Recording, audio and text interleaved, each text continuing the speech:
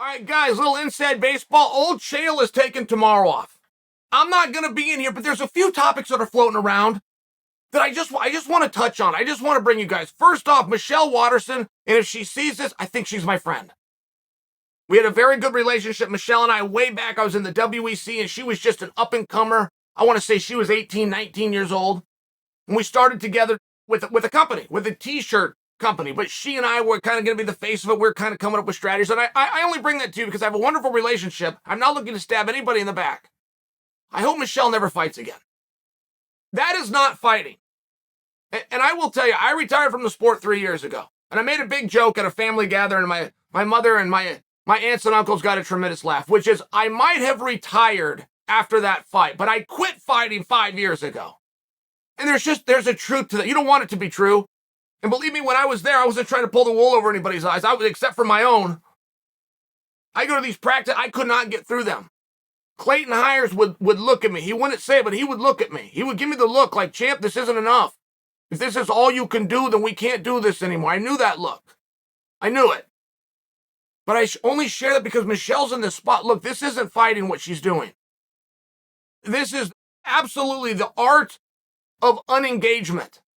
You move around, you throw a little kick. You could hit those kicks that she's throwing could land flush wherever you want. They talk about the button in this sport. You got the temple and the jaw. They could land flush on the button. It's going to do nothing to the opponent. And I'm only sharing, look, when it's over, it's over. That is not fighting. And I hope to not see it again. I got to move on because the division now at 155 pounds is currently on the idea that Conor comes back and fights Justin Gaethje. Now, guys, I love that, of course. I've seen a number of people want to have Sean Shelby or Mick Maynard's job because they're so good at matchmaking. And they will take Conor McGregor, then they'll put him against somebody. Right? Like anybody can sell a Ferrari, guys. Help me get the Volvo off the lot. Conor versus anybody works. Red Panty Night is still real. Conor is still the biggest star. I love the fight with Gaethje. I absolutely love. Sure, that would be a ton of fun. I don't believe you're going to get Conor down to 155 pounds if you don't have a belt up. So start with that. Because before you think you're a great matchmaker, you got to understand, you've got to present a deal, not that the audience would love, not that's going to make a bunch of money. You got to present a deal that you can get done. Why would Conor come down to take on a guy that just lost? He doesn't see himself like that. Stop saying stupid things. We were given one piece of evidence 1 week ago as it pertained to Conor. It's when Nate Diaz went on the Errol Hawani show and said the UFC strongly wants me to be the return match for Conor. That's relevant though, guys. It's very relevant. Nate has nothing else to do. As each day goes by, that looks more and more possible. But set that aside. That tells us that Conor's coming back at 170. If that wasn't the one takeaway and the one clue that you left with, I haven't the foggiest idea why you even listened or read the interview in the first place. It just seems that within this sport, there's different stories and there's different angles. We had Prohaska come out, which really bothered some people. I think myself included. I think I was bothered that he said he wants to fight Glover next.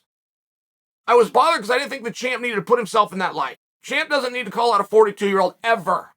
Just don't do it. Just don't call him out. Accept the fight if it comes, but it's Glover's job to get the fight with you, not your job to give it to him. Secondly, Prohaska promised he was going to give the fight to Jon, publicly and in writing on something known as Twitter. I don't know how you take that back. I just don't know why the champ would have put himself in that spot. The champ could have just told the truth one of the few times. So there's some good options. I'll wait to see what Dana decides. I'm not going to play a hand in it. And moreover, you've got Lionheart about to take on Uncle Live, which I told you guys Uncle Live was undefeated. I thought he was 14-0. I was corrected. Paul Craig, that great British fighter, beat Uncle Live. So I'm just saying that to let you guys know that I do read the comments. Also, I'm jumping around. I know I am, but I want to give you guys some info so I can enjoy my day in the sun with the kids tomorrow. I got a text from Jake Paul's team. They were giving me this information based on a video that I had made about Rockman. So they were attempting to correct the information I gave about Rockman. I talked in that video about the weight, that Rockman has to come in the next day and make X weight. I then shared with you guys that from the time he gets there and gets to get on this scale a second time to the time that they fight, how long is that?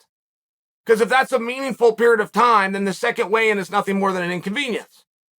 I was corrected by Jake's team. It says, hey, brother, here's the deal.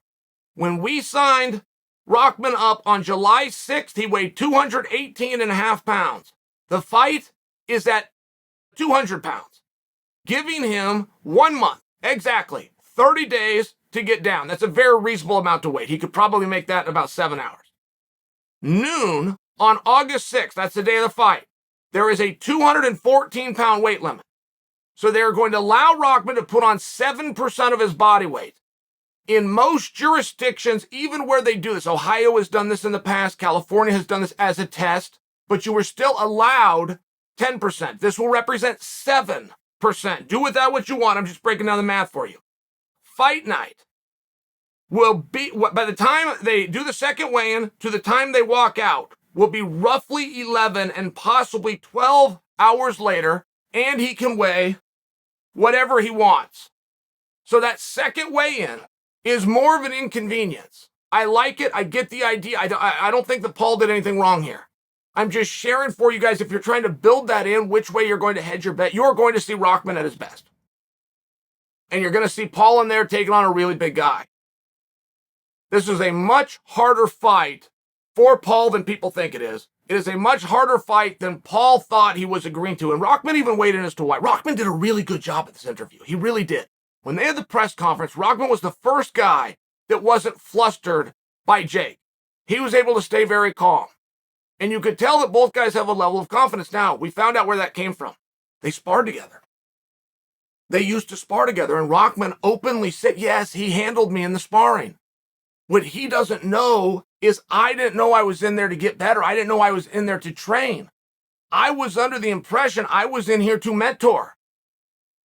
So I was just carrying him. I had left hands open. I never threw them. I had hooks open. I never threw them. He said, Jake Paul has a false perception based on that workout. Who cares the reality of that, guys? I'm just saying that's something we can go back and forth with. That's something that I have seen with my own eyes. That's something I've been part of. Or say, oh, whoa, you thought I was going hard there? You're 5 years younger and you asked me for an autograph 3 weeks. I was carrying you, right? It's one of these things. I think it's relevant. I was corrected on a couple of points. I wanted to bring them to you.